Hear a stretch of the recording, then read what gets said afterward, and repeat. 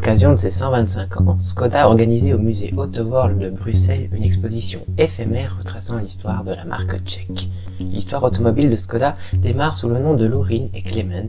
Cette dénomination vient des concepteurs de la première Škoda automobile, la voiturette, en 1905, fabriquée par M. Laurin et M. Klement. 44 exemplaires en seront produits entre 1905 et 1907. Ensuite sortira en 1909 la Type G, seconde voiture des Tchèques, extrêmement solide et fiable pour survivre dans le marché russe. Celle-ci est équipée d'un moteur 4 cylindres et sera produite à 410 exemplaires entre 1908 et 1909.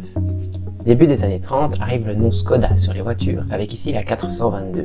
Cette auto aura divers châssis et sera produite à 3435 exemplaires. La Rapide suivra en 1935, disponible avec une multitude de châssis, sédan, coupé, convertible et même fourgon.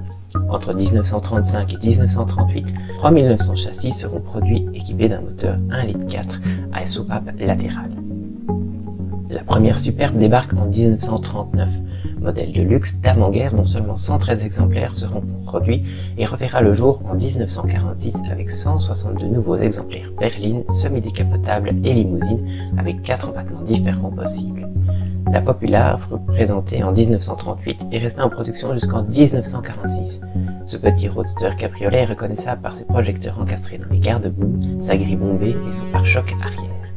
On retrouve ici une 1102 Tudor Roadster, présentée en 1948. Ce modèle n'était réservé qu'à l'export. Seules les versions berline 2 et 4 portes étaient vendues sur le marché intérieur. En 1952, Škoda présente la 1200, premier véhicule tout en acier avec carrosserie autoporteuse. Il fut également proposé un break et un cabriolet. La Škoda 440 Spartak fut produite entre 1955 et 1959. Elle fut connue pour sa participation aux rallyes européens tels que Monte-Carlo.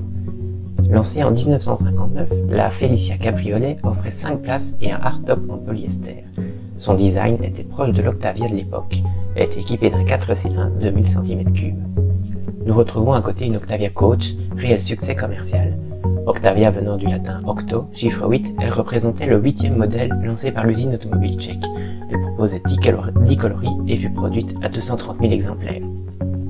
Cette Octavia Break succédait en 1959 aux modèles 440 et 445. Elle restait en production jusqu'en 1964 pour la berline et 1971 pour le break. La 1000 MB fut un modèle à succès commercialisé entre 1964 et 1969. Produit à 350 000 exemplaires de 755 kg chacun, cette voiture avait une carrosserie autoportante et un moteur monté à longueur à l'arrière. Au début des années 1956, Škoda se lance dans le développement d'une voiture de course. Cette 1100 OHC est dotée d'un châssis tubulaire et une carrosserie en fibre de verre. Seuls 2 exemplaires ont été produits, un ici devant nous et le second propriété de Škoda Grande-Bretagne. Entre 1975 et 1980, Škoda produit 300 exemplaires de 130 RS, voitures de compétition. Celle-ci était basée sur des 110R qui étaient modifiées. Elle s'aligne notamment en course de côte. En 1999, Škoda débute dans le WRC avec cette Octavia WRC Evo 3, première 4 roues motrices de la marque. Celle-ci est la 20e sur les 27 construites. Elle court encore à l'occasion de rallyes belges.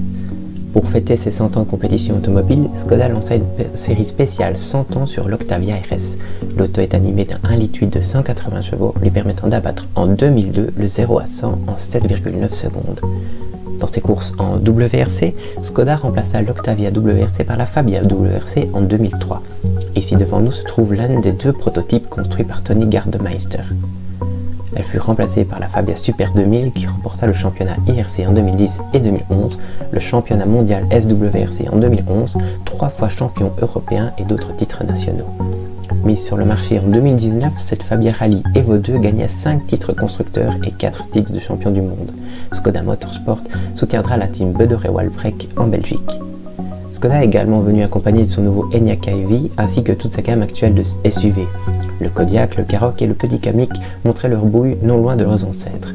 Škoda a également apporté son Enyaq iV Tour de France, celui-là même qui a servi au directeur de course lors de l'événement cycliste que nous avons pu découvrir à la télévision en été 2020. Le reste de la gamme s'aligne fièrement sur le bord de la mezzanine. Tous les breaks et berlines sont présentés en finition haute, à l'instar de cette superbe combi et sa variante berline en finition Sportline. Derrière, les petites sœurs Octavia Combi et berline suivent avec leur place de break préférée des Belges. La petite Scala et la Fabia ferment la marche, toutes deux dans une robe grise splendide. La Fabia en finition Monte Carlo se montre digne héritière de la branche motorsport de la marque tchèque. Nous terminons par un aperçu global de la gamme. Petit clin d'œil, l'Octavia Break de 1959 était placé juste à côté de l'actuel Octavia Combi. L'autre clin d'œil de la marque est la finition Lorin et Clement sur certains modèles actuels, finition haut de gamme en hommage aux fondateurs de la voiturette, Václav Lorin et Václav Klement.